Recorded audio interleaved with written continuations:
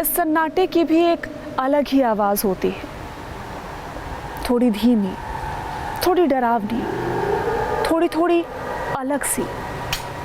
ऐसे सन्नाटे में हमें अक्सर घबराहट होने लगती है, डर लगता है कहीं कोई काला साया न सामने आ जाए। भूत और चुड़ैल जिसके बारे में अब तक सिर्फ सुना था, कहीं वो सामने आकर खड़े ना हो जाएं। आज मैं इसी डर के आगे जीत के सफ़र पर आपको लेकर चलूंगी। आज हम और आप मिलकर एक अंधेरे कोने में रोशनी फैलाएंगे, एक ऐसी जगह जिसे लोग कहते हैं खूनी दरवाज़ा। देश की राजधानी दिल्ली का एक ऐसा दरवाज़ा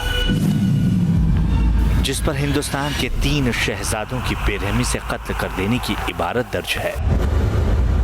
3 लाशों पर बेइंतहा क्रूरता बरपाने की कहानी दर्ज है। उस दरवाजे के पास आज भी उन शहजादों की रूह भटकती है क्या? कई दौर में राजधानी रही दिल्ली का एक ऐसा दरवाजा जहां एक मुगल बादशाह के हाथ अपने ही भाई का सिर कलम कर देने की कहानी दर्ज है। भाई के सिर को सतह से 16 मीटर ऊपर गिद्ध और कौवों के लिए टांग देने का इतिहास दर्ज है। रियाया के सामने अपनी क्रूरता की कील ठोक देने का किस्सा दर्ज है। उस शहजादे की आत्मा आज भी दरवाजे की दहलीज पर बैठी मिलती है क्या? बादशाहत बदलने के साथ ही अपनी फितरत बदल देने वाला दिल्ली का एक ऐसा दरवाजा जिसमें एक क्रूर बादशाह के सेनापति की 2 बेटों की लाश टांग देने की एक कहानी चस्पा है। उस दरवाजे पर आज भी जिन्नात का साया नजर आता है क्या? अगर नहीं तो उस दरवाजे के पास होने वाले अलग तरह के हादसों की वजह क्या है? उस इलाके में बने हॉस्टल्स में अजीबो गरीब घटनाएं घटने के दावे की हकीकत क्या है? आधी रात में दरवाजे के करीब किसी के भी टिक ना पाने के दावे की सच्चाई क्या है? इन्हीं सवालों की पड़ताल के लिए न्यूज नेशन की टीम ने रुख किया दिल्ली के खूनी दरवाजे का, जो सदियों से राजधानी के भुतहा ठिकानों में शुमार है। आखिर लोगों को डर लगता क्यों है? डर लगने के पीछे की वजह क्या है? इस राज की पड़ताल करने के लिए मैं आ चुका हूं ऐतिहासिक खूनी दरवाजे पर। मेरे ठीक पीछे खूनी दरवाज़ा है और इसके दोनों तरफ दिल्ली की भागती दौड़ती जिंदगी है। इस चहल पहल के बावजूद भी आखिर खूनी दरवाजे पर आने से लोगों को डर क्यों लगता है? किन वजहों ने खूनी दरवाजे को दिल्ली का सबसे हॉन्टेड प्लेस बना दिया? इस राज की आज हम पड़ताल करेंगे। दिल्ली का एक दरवाजा जिसके नाम पर ही खून के छींटे बिखरे मिलते हैं। एक ऐसा दरवाजा जिसकी दहलीज पर दिल्ली का इतिहास पसरा मिलता है। जिस दरवाजे से अनगिनत खौफनाक कहानियां जुड़ी मिलती हैं, उस दरवाजे का अपना कोई इतिहास नहीं मिलता। ये तो वाकई कमाल हो गया। इतिहासकार कहते हैं कि जब दिल्ली में शेर शाह सूरी का साम्राज्य हुआ करता था, तब भी दिल्ली में एक दरवाजा सीना ताने खड़ा था, जिसका नाम हुआ करता था काबुली दरवाजा। इस दरवाजे की बनावट की बात की जाए तो ये करीब 16 मीटर ऊंचा है और 3 परतों में ये पूरी तरह से विभाजित है। क्वार्टाइज के पत्थरों से ये बना है और आज भी इतने सालों के बावजूद ये बेहद खूबसूरत और आकर्षक लगता है, क्योंकि इसकी नक्काशी आप देखिए जिस हिसाब से उस ज़माने में इसका इस्तेमाल वॉच टावर की तरह किया जाता था। अंग्रेज़ों का ज़माना हो, मुग़ल काल का हो, इसे बनवाया था शेर शाह सूरी के ज़माने में इसको बनवाया गया था और अफ़गानी भी इस रास्ते का इस्तेमाल करते थे। यानी कि चाहे अंग्रेज़ों का ज़माना हो, मुग़ल काल का दौर हो या फिर भारत के विभाजन का ज़माना हो, इतिहास, भारत का इतिहास इस दरवाजे से हो करके गुजरा है और तमाम कत्लेआम इन रास्तों पर हुए। और यही वजह है कि यहाँ पर जो लोग हैं आने से कतराते हैं और इसी वजह ने इसे हॉन्टेड प्लेस बना दिया है। यहाँ पर अभी की बात की जाए तो इतने 100 सालों के बाद भी ये आज भी खूबसूरत लगता है। क्वार्टाइज के पत्थरों से ये पूरी तरह से निर्मित है। अगर वक्त पर गौर करें तो वो साल रहा होगा 1540 के आसपास का। असद बेग, दक्कन के क्या हाल है? हुजूर, जब शेर शाह सूरी हिंदुस्तान के तख्त पर बैठा होगा और उसकी राजधानी यानी दिल्ली के पुराने किले में इसी दरवाजे से दाखिल होते रहे होंगे अफगानी व्यापारी। कहते हैं कि खास तौर पर बादाम, अखरोट और काबुली घोड़ों का व्यापार करने वाले उन अफगानियों को काबुली वाला कहा जाता था और उन्हीं के नाम पर इस दरवाजे का नाम भी पड़ गया काबुली दरवाजा, जिस दरवाजे को इतिहास ने खूनी बना दिया, मुतहा बना दिया। यहाँ पे मैंने सुना कि 11 बजे के बाद यहाँ पे ऑटो उलट जाते हैं या रिक्शाज उलट जाते हैं यहाँ। मतलब कुछ ऐसे नेगेटिव वाइब्स या एनर्जी यहाँ पे? हाँ, बट मुझे एज सच यहाँ पे आके खुद ऐसा महसूस नहीं हुआ। फिलहाल अभी दिन का वक्त है। हाँ जी, बट उनकी बातें सुन के एक बार ज़रूर लगा था कि शायद कुछ ऐसा हो। इतिहास में इस काबुली दरवाजे का नाम कब लाल दरवाजा पड़ गया होगा ये कोई नहीं जानता, लेकिन हिंदुस्तान के तख्त पर जहांगीर के बैठने के साथ ही इस दरवाजे को कहा जाने लगा खूनी दरवाजा। साल 1605 में जहांगीर हिंदुस्तान के तख्त पर बैठा और उसने बैरम खां के 2 पोतों की लाश खूनी दरवाजे पर लटका दी। बादशाहत की इसी जंग ने इस दरवाजे को मनहूस बना डाला। दावा किया जाता है कि वो मनहूसियत आज खूनी दरवाजे पर तारी है और वो मनहूसियत इस दरवाजे के पास सड़क हादसे बनकर लौटती है। आपने इस खूनी दरवाजे के बारे में जो कुछ सुना हो वो हमको बताइए। अक्सर मैंने यहाँ देखा है कि इसके पास सुबह अर्ली मॉर्निंग 4:30 एंड 5:30 के बीच में एक्सीडेंट होते हैं, यहाँ से लेकर के दिल्ली गेट का जो चौराया है, और मेरे ख्याल में हर साल में 10 से लेकर के 20 तक एक्सीडेंट होते हैं। तो क्या वाकई खून से लिपटी खूनी दरवाजे के इतिहास ने ही इस दरवाजे को मनहूस बना डाला? क्या वाकई आंखों पर सदियों से चस्पा होती आई क्रूरता ने इसे हॉन्टेड बना डाला? आखिर वो कौन सा खौफनाक इतिहास है जो इस दहलीज से होकर गुजरा है? आखिर वो कौन सी क्रूरता है जिसने ये दहलीज लांघी है? हादसे कहाँ नहीं होते, लेकिन लोग कहते हैं कि खूनी दरवाजे के पास होने वाले हादसे कुछ अलग ही होते हैं। चलते चलते ऑटो पलट जाती है, कार टकरा जाती है। ऐसे हादसों के बाद हर बार लोगों को एक खौफनाक तारीख याद आती है, वो तारीख जब 3 शहजादों के खून से खूनी दरवाज़ा लाल हो गया था।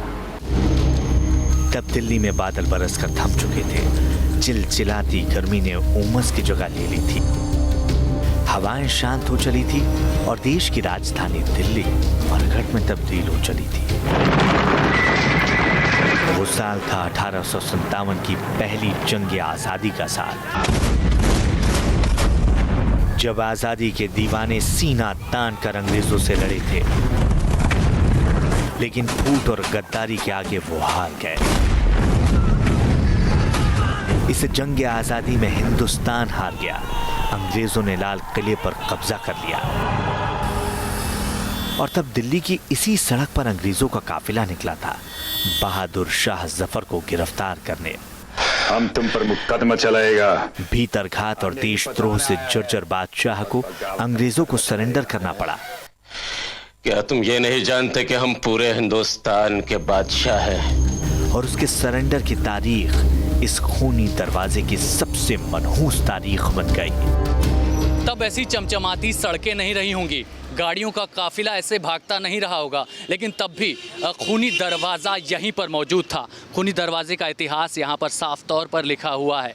कैप्टन हडसन यानी कि अंग्रेज़ ने बहादुर शाह जफ़र के बेटे और पोतों को इसी जगह पर रिवॉल्वर से मार दिया था, जिसको हम साफ तौर पर यहाँ पर पढ़ सकते हैं। कैप्टन हडसन ने मिर्ज़ा मुग़ल, खिज सुल्तान, मिर्ज़ा अबू बकर 3 राजकुमारों को हुमायूं के मकबरे पर 22 सितंबर 1857 को हिरासत में लिया और एक बैलगाड़ी में दिल्ली में भेज दिया।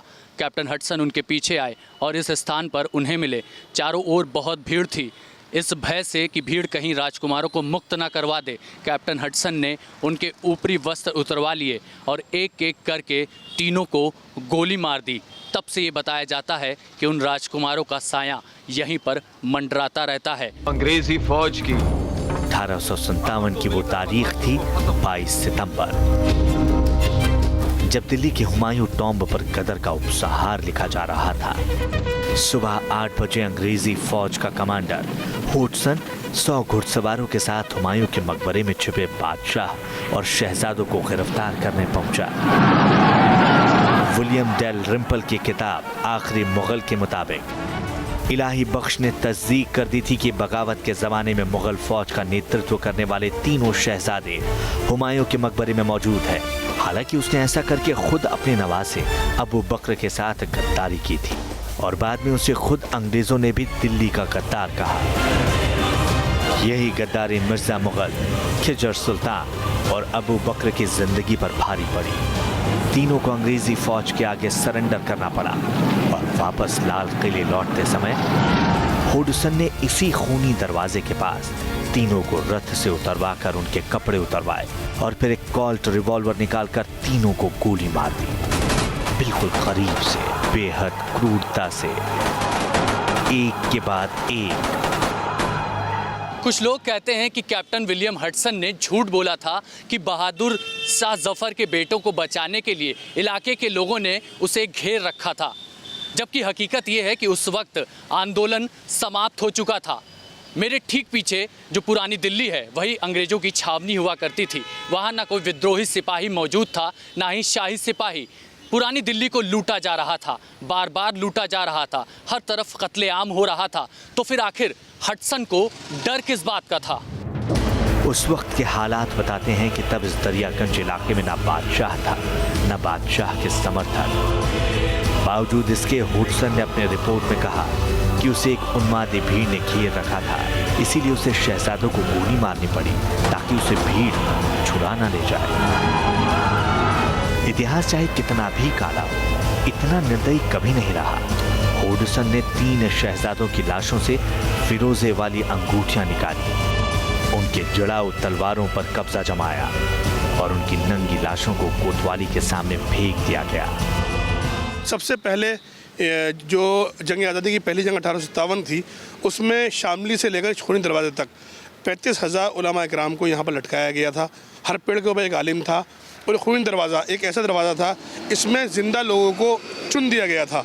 यानी कि एक आखिरी सज़ा ये दी गई थी आज़ादी के मतवालों को कि उनको इस दरवाजे के अंदर चुन दिया गया था और यहाँ पर अंग्रेज़ों के बड़े बड़े ऑफिसर्स ने बैठ कर उस तमाशे को देखा था। आज भी ये दरवाज़ा अंग्रेजी हुकूमत की क्रूरता का वो किस्सा सुनाता है जिसमें इस दरवाजे पर 3 शहजादों की चीख दबी मिलती है, बर्बर मौत लिखी मिलती है। एक ऐसी मौत जिसने दिल्ली को पीढ़ियों के लिए खौफजदा कर दिया होगा। आवाम की रूह कांप गई होगी, रूहों के किस्से तैरने लगे होंगे।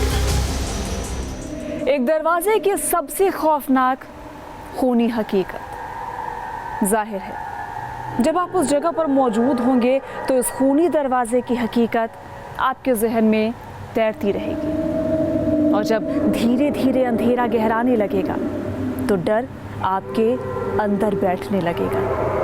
लेकिन इस खूनी दरवाजे का इतिहास इसके नाम से भी ज्यादा है खौफनाक। क्या वाकई इस खूनी दरवाजे में दबी 3 शहजादों की चीख रूह और काले साए की कहानी बनकर लौटती है?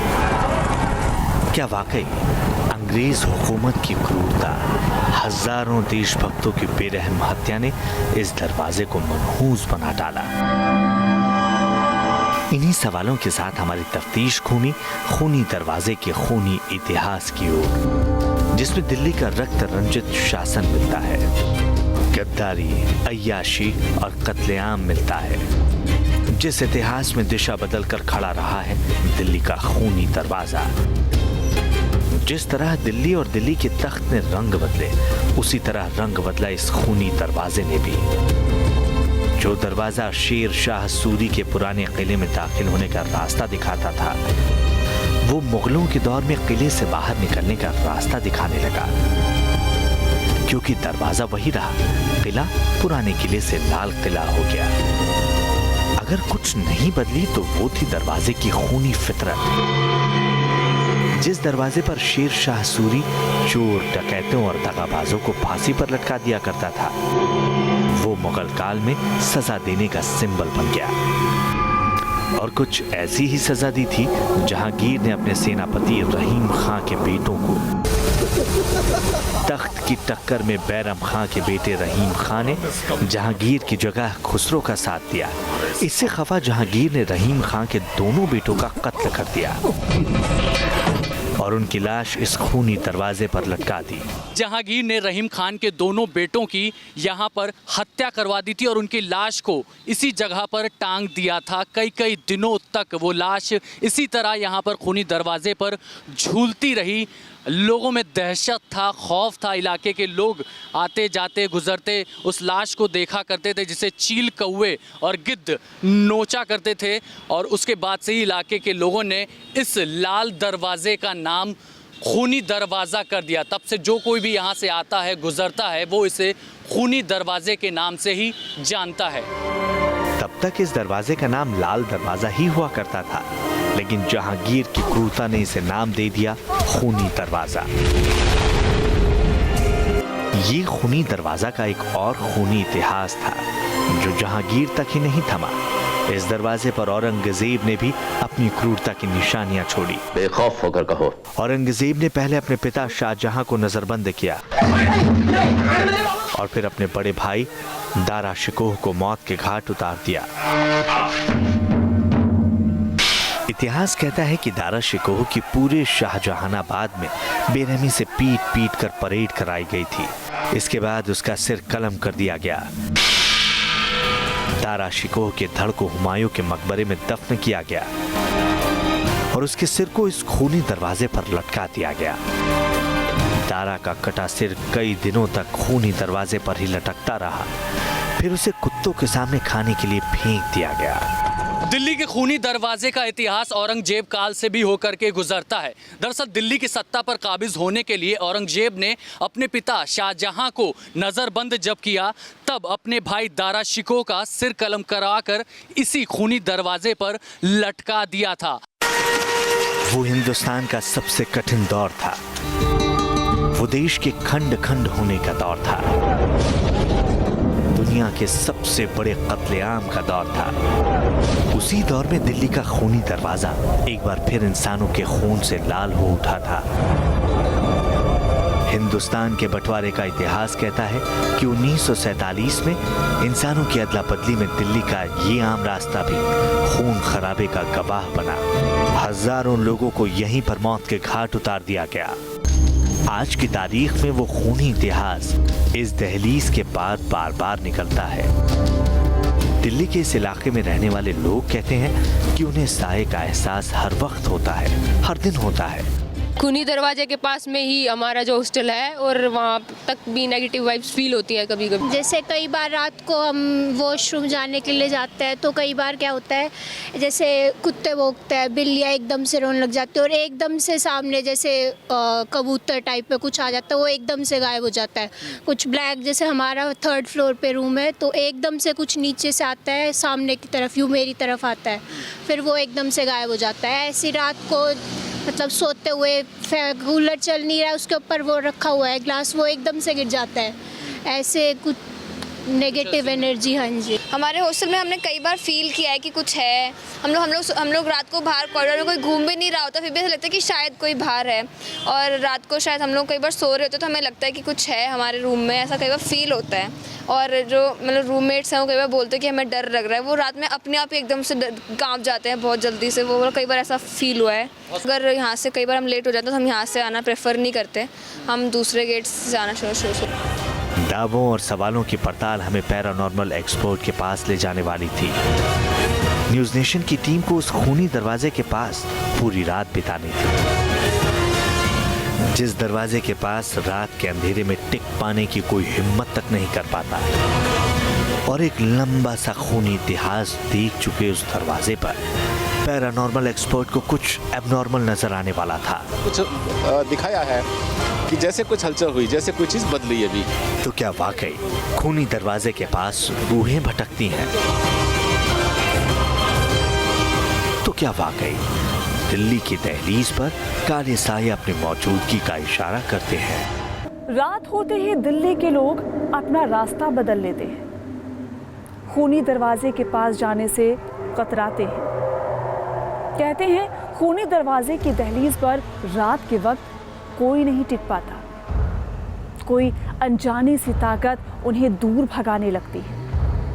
उसी जगह पर हमारा रियलिटी टेस्ट शुरू हुआ, आधी रात के वक्त। आखिर खूनी दरवाजे के पास अपनी मौजूदगी दर्ज कराने वाला वो है कौन? जैसे कई बार रात को हम वॉशरूम जाने के लिए जाते हैं तो कई बार क्या होता है, जैसे कुत्ते भौंकते हैं, बिल्लियाँ एकदम से रोने लग जाती है और एकदम से सामने जैसे कबूतर टाइप पे कुछ आ जाता है, वो एकदम से गायब हो जाता है। हम लोग रात को बाहर कॉरिडोर में कोई घूम भी नहीं रहा होता, फिर भी ऐसा लगता है कि शायद कोई बाहर है। कूलर पे से गिलासी वैसे गिर जाना, और जैसे बालकनी में हम बैठे होते हैं तो एकदम से कबूतर वगैरह एकदम से उड़कर आए थे। आखिर खूनी दरवाजे के पास संदिग्ध गतिविधियों का अंजाम देने वाला वो कौन है? हमारा 3rd फ्लोर पे रूम है, तो एकदम से कुछ नीचे से आता है, सामने की तरफ यूँ मेरी तरफ आता है, फिर वो एकदम से गायब हो जाता है। मतलब रूममेट्स हैं, वो कई बार बोलते हैं कि हमें डर लग रहा है, वो रात में अपने आप ही एकदम से कांप जाते हैं बहुत जल्दी से, वो कई बार ऐसा फील हुआ है। हमारा कॉलेज यहीं पर है पास में, तो हॉस्टल में आती रहती है नेगेटिव वाइब्स। क्या वाकई रूहें भी हादसे की वजह बनती हैं? क्या वाकई आत्मा भी ऑटो पलटने की कोशिश कर सकती है? इन सवालों को समझने के लिए न्यूज नेशन ने खूनी दरवाजे के अंधेरे को महसूस करने का फैसला किया। टीम ने एक पैरानॉर्मल एक्सपर्ट को साथ लिया जो काले साए या नेगेटिव एनर्जी को मीटर से भांप लेने का दावा करते हैं, नेगेटिव एनर्जी से संपर्क साध लेने का दावा करते हैं। आधी रात का वक्त है और मैं मौजूद हूँ दिल्ली के खूनी दरवाजे पर। आखिर किन वजहों ने इसे हॉन्टेड प्लेस बना दिया, इसे हम साइंटिफिक तरीके से भी समझने की कोशिश करेंगे। मेरे पास कुछ इंस्ट्रूमेंट्स हैं जो कि ये सेंस करते हैं कि क्या कोई एबनॉर्मल एक्टिविटी यहाँ पर हुई, जैसे कोई चीज़ यहाँ पर आई या गई, कोई भी छोटी मोटी हलचल चाहे वो किसी भी कारण से हो रही है, उसको आराम से ट्रेस करते हैं मेरे इंस्ट्रूमेंट्स। और इस इंस्ट्रूमेंट से हमें ये पता चलता है कि एक्चुअल में यहाँ पर कोई ऐसी चीज़ है या नहीं जो हमें दिखाई नहीं पड़ रही है यहाँ पर। आप देख रहे हैं EDI मीटर मेरे पास है, एक मेरे पास K2 मीटर है जो कि बाहर के बने हुए हैं, सबके सब इंडिया के नहीं है। और इनसे सब जो है बहुत आराम से हम वाइब्रेशन को चेक कर लेते हैं, चाहे वो वाइब्रेशन बहुत छोटा हो या बहुत बड़ा हो। और इसी से पता चलता है हमें कि इस जगह की या किसी भी चीज़ की सच्चाई क्या है। खूनी दरवाजे के पास पैरानॉर्मल एक्सपर्ट ने अपनी मशीनें निकाली और नेगेटिव एनर्जी की मौजूदगी को समझने की कोशिशें शुरू कर दी। देखिए अभी हम यहाँ पे जहाँ खड़े हुए हैं, यहाँ पर आप देख रहे हैं कि मेरे जो तीनों मीटर्स हैं ये सब नॉर्मल सा ही बिहेव कर रहे हैं, जबकि एक मीटर में ADI ने ऐसा कुछ दिखाया है कि जैसे कुछ हलचल हुई, जैसे कोई चीज़ बदली। अभी आप देख रहे हैं ये जो ब्लू लाइट है ये हमेशा जलती नहीं है, लेकिन तभी जलती है जब कुछ ना कुछ एबनॉर्मल एक्टिविटी होती है। अभी देखिए अब बंद हो गई है अपने आप ऑटोमेटिकली और इस पर पूरा कवर चढ़ा हुआ है। तो इन्हीं से हम चेक करेंगे कि आगे चल के यहाँ पर हमें इस खूनी दरवाज़ा के आसपास ये दोबारा भी अभी ये ब्लू लाइट ब्लिंक हो रही है। मतलब कुछ है, ऐसा कुछ है जो कि यहाँ पर मूवमेंट जो चल रहा है, ऐसी चीज़ें हैं जो कि हमें दिखाई नहीं दे रही हैं। वो क्या चीज़ है इसका तो अभी जो है हम बता नहीं पाएंगे, थोड़ा सा और आगे चलेंगे, हम इसमें घूमेंगे तो पता चलेगा। लेकिन इसने कुछ ऐसा इंडिकेशन दिया है कि आखिर यहाँ पर कुछ ना कुछ ऐसी एनर्जी ज़रूर है, कोई ऐसे वाइब्रेशन ज़रूर हैं जो कि हमें आंखों से दिखाई नहीं दे रहे हैं। पैरानॉर्मल एक्सपर्ट की ये जांच हमें उस खूनी दरवाजे की दरों दीवारों तक ले गई जिसका इतिहास बेहद खूनी रहा है और वर्तमान डरावना। खूनी दरवाजे के बेहद करीब अब मैं आ चुका हूं और बार बार इस दरवाजे के नज़दीक पहुंचने पर ये जो ऊपर की लाइट है ब्लू वो ब्लिंक हो रही है और इस जगह पर काफ़ी देर तक ये जल बुत रही है। ये बेहद करीब है, ये ठीक बगल में अब मेरे खूनी दरवाज़ा है। इसका इतिहास अपने आप में कई कहानियों से, कई कालों से होकर के गुजरता है, चाहे 1857 की क्रांति हो, मुग़ल काल हो, अंग्रेज़ों की हुकूमत हो। बहादुर शाह ज़फ़र के बेटों और पोतों की भी हत्या यहाँ पर करवाई गई थी, विलियम हडसन ने की थी, यहीं पर गोली मारी थी और इस जगह पर लगातार ब्लू लाइट ब्लिंक हो रही है। लेकिन हम एक्सपर्ट के ज़रिए ये समझने की कोशिश करते हैं इसका मतलब क्या है। यहाँ पर मैं देख रहा हूँ लगातार स्टैटिक ब्लू लाइट जल रही है, इसके क्या मायने हैं?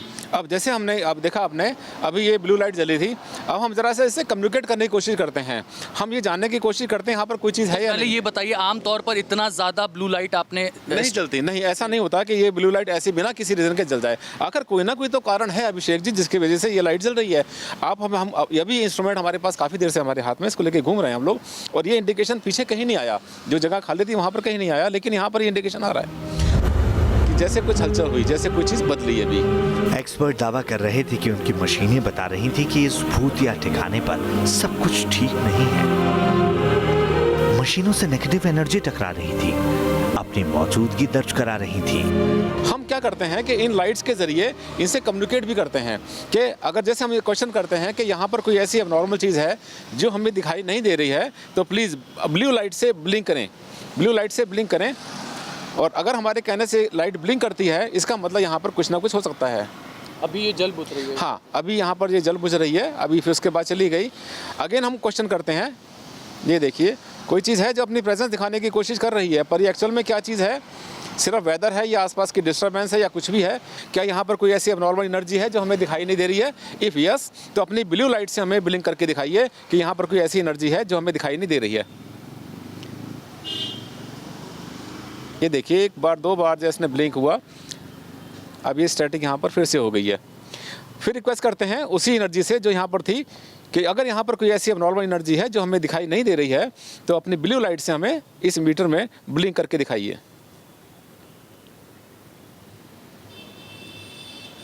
दूसरी लाइट ने ब्लिंक किया, दूसरी लाइट ने ब्लिंक किया। यही हमारा संवाद करने का एक तरीका है। अभी देखिए वो लाइट चली गई, लेकिन ब्लिंक वो भी कर रही है। हो सकता है यहाँ पर एक एनर्जी ना हो, दो एनर्जी हो यहाँ पर। रूहों से संपर्क करने का ये दावा सदियों से चला आ रहा है और एक बार फिर उसी दावे को आगे बढ़ा रहे थे पैरानॉर्मल एक्सपर्ट।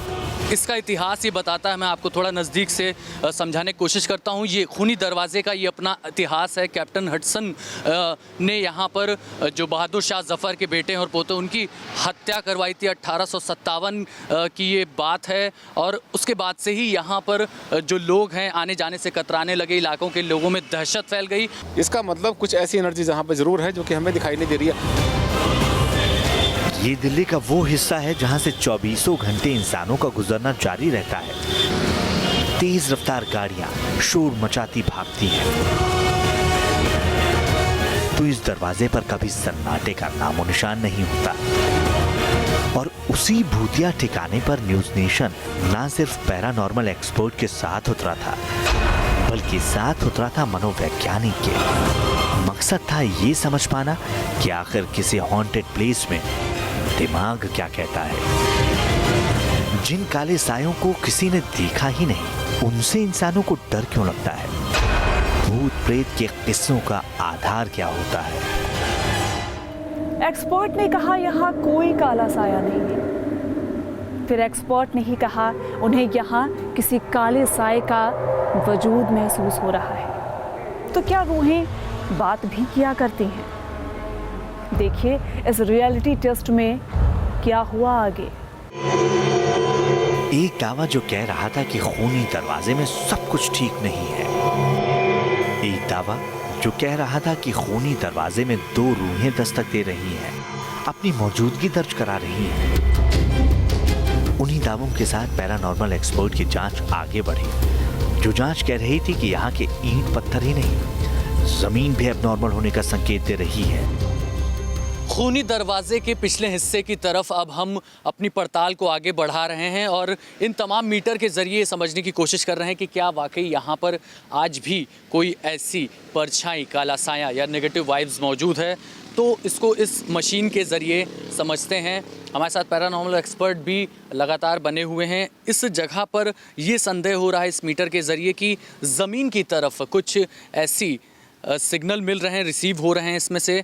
इसको जानने की, समझने की कोशिश करते हैं। अभी थोड़ी देर पहले मुझे यहाँ पर जो है ऐसा कुछ इंडिकेशन मिला था जैसे कुछ एबनॉर्मल था अर्थ में, लेकिन वो अभी 1 सेकंड के लिए आया था और उसके बाद में अब नहीं है। हो सकता है कोई टेम्परेरी ऐसा वाइब्रेशन हो, लेकिन अभी थोड़ा सा आता है यहाँ पर कभी कभी जो है। ये जो रेड इंडिकेशन होता है, एक साथ 2-3 लाइट जलती हैं, ये शो करती हैं कि कुछ ना कुछ तो था। हाँ, यहाँ पर ऐसा लग रहा है मुझे कि यहाँ पर जो है कुछ ऐसी एनर्जी है जिसको कि हम कह सकते हैं कि नेगेटिव वाइब्रेशन है। ये कंटिन्यू अभी येलो से फिर जा रही है और आ रही है। इससे ऐसा लगता है कि हो सकता है कोई टेम्परेरी चीज़ हो जो परमानेंट नहीं है, बिकॉज अगर ये परमानेंट होती तो ये रेड लाइट जलती रहती। इसका मतलब कोई हार्ड वाइब्रेशन यहाँ पर तो है। ऐसा नहीं कह सकते कि यहाँ पे कुछ नहीं है। हार्ड वाइब्रेशंस हैं, वो क्या है ये तो मेरे लिए भी कहना मुश्किल है। इस मीटर से अगर रेड सिग्नल दिखाई देता है तो मतलब हार्ड वाइब्रेशन यहाँ पर हैं। ऐसे वाइब्रेशंस हैं जो कि हमारे लिए अच्छे नहीं हैं, जिसे हम कह सकते हैं कि कोई सफोकेटेड एनर्जी हो या कंजशन कहीं पर होता है।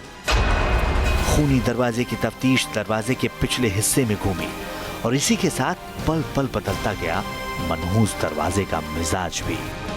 यहाँ पर आके थोड़े से नॉर्मल हो गए, जैसा इसने कुछ यहाँ पर एबनॉर्मल नहीं शो नहीं किया। येलो लाइट जो जल जाती है इसमें, कई बार इसमें जलती है, इसमें जलती है, ये कभी कभी इलेक्ट्रोमैग्नेटिक रेडिएशन से भी होती है। अब मैं ठीक बिल्कुल पिछले हिस्से में मौजूद हूँ खूनी दरवाजे के। यहाँ की बात की जाए तो यहाँ की ज़मीनों पर या फिर ऊपरी हिस्सों पर हमको ये समझाइए कि आखिर किस तरह की वाइब्रेशन यहाँ पर मिल रही हैं। नहीं, यहाँ पर हमें कुछ ऐसे वाइब्रेशंस नहीं मिल रहे हैं जितने नेगेटिव वाइब्रेशंस हमें इससे पहले जहाँ पर थे उस जगह पर मिल रहे थे, और यहाँ पर कुछ नॉर्मल सा ही दिखाई दे रहा है। एक तो क्या होता है कि अभिषेक जी, समय जब गुजरता रहता है, समय के साथ साथ बहुत सी चीज़ें अपने आप फेडअप हो जाती हैं, तो जो चीज़ें फेड हो जाती हैं तो उसका जो है बहुत ज़्यादा एग्जिस्टेंस नहीं रहता। लेकिन ये जो चीज़ें होती हैं जिसको कहते हैं इनविजिबल वाइब्रेशंस, ये अपनी प्रेजेंस काफ़ी लंबे समय तक रखती हैं। तो अभी ये सेंसर ये बता रहे हैं कि कुछ ना कुछ तो आखिर है ऐसा जो कि हमें दिखाई नहीं दे रहा, लेकिन यहाँ पर आने के बाद सब कुछ नॉर्मल हो गया। ये खूनी दरवाजे के आसपास की जांच का एक पहलू था, और इस जांच में इंतजार कर रहा था मनोविज्ञान। हमारे साथ एक भूतहा ठिकाने में मनोवैज्ञानिक भी थी, जिनका विज्ञान इस नेगेटिव एनर्जी की वजह बता रहा था। अब आधी रात का वक्त है, लेकिन मेरे दोनों तरफ जो सड़कें हैं वहाँ पर तेज़ रफ्तार में गाड़ियाँ अभी भी दौड़ रही हैं। यानी कि कहने का मतलब ये है कि इतनी चहल पहल वाली जगह पर आने से भी आखिर लोग डरते क्यों हैं, डर का मनोविज्ञान क्या कहता है। हम बात करते हैं डॉक्टर निशा खन्ना से, साइकियाट्रिस्ट हैं। इस जगह पर हम लोग पिछले कई घंटों से मौजूद हैं। यहाँ पर कई किस्से कहानियाँ भी हैं जो कि लोगों को खौफज़दा करती आई हैं ज़माने से, लेकिन आखिर इस जगह पर मैं इतनी देर से हूँ, मुझे इस तरह का डर महसूस नहीं होता। लेकिन जो लोग आते हैं आखिर डरते क्यों हैं, किस तरह का खौफ उनके मन में रहता है? देखिए, मोस्टली अगर आप डर के बारे में बात करें, फेयर के बारे में बात करें, मैंने हमेशा जब भी ऐसे प्लेसेस पर हम लोग जाते हैं तो हम महसूस करते हैं हमारी खुद की साइकी क्या है। मोस्टली अगर इनकी हिस्ट्रीज़ में जाएं, जैसे बहादुर शाह जफ़र के बेटों को या औरंगजेब के भाई को यहाँ पर लटका दिया गया था, अगर उस हिस्ट्री पर जाए तो बहुत बार ऐसा हुआ है कि जो हिस्ट्री में है कि उसके सर टांग दिए गए, तो एक फेयर का माहौल था, डर का माहौल था। और ऐसे समय में डर के माहौल में मोस्टली हिंदुस्तान की अगर बात करें तो लोग इन्फ्लुएंस और प्रेशर में आके वो चीज़ें फॉलो करते हैं। अगर हम हिस्ट्री के बारे में कुछ नहीं भी जानते हैं, अगर कोई कह रहा है तो हम उस चीज़ों में बिलीव करते हैं, क्योंकि इमोशनली कहीं ना कहीं हम वीक होते हैं। हम अपने आप में भरोसा नहीं करते, हम यही सोचते हैं कि जो सामने वाला कह रहा है वो बात सही है। अगर आप इस हॉन्टेड प्लेस की बात करें, जैसे आप और हम सब लोग कई घंटों से घूम रहे हैं, हमें कुछ भी ऐसा अजीब नहीं लग रहा, क्योंकि हम इस प्लेस को एज इट इज़ नेचुरल मान रहे हैं। दोनों तरफ से ट्रैफिक आ और जा रहा है, पूरी ग्रीनरी है यहाँ पर, सिर्फ ये दरवाज़ा बंद है। और हिस्ट्री से अगर हम इसको कोरिलेट करें तो शायद कुछ वाइब्रेशंस हमें महसूस हों, अदरवाइज इस प्लेस में ऐसी कोई वाइब्रेशंस हमें महसूस नहीं होंगी। तो आखिर एक चलती सड़क के किनारे कोई जगह भूतहा कैसे हो सकती है? क्या काले घने अंधेरे के बिना भी कोई कोना काले साए की कहानी से लिपटा हो सकता है? आखिर इसकी वजह है क्या? आखिर इसकी हकीकत क्या है?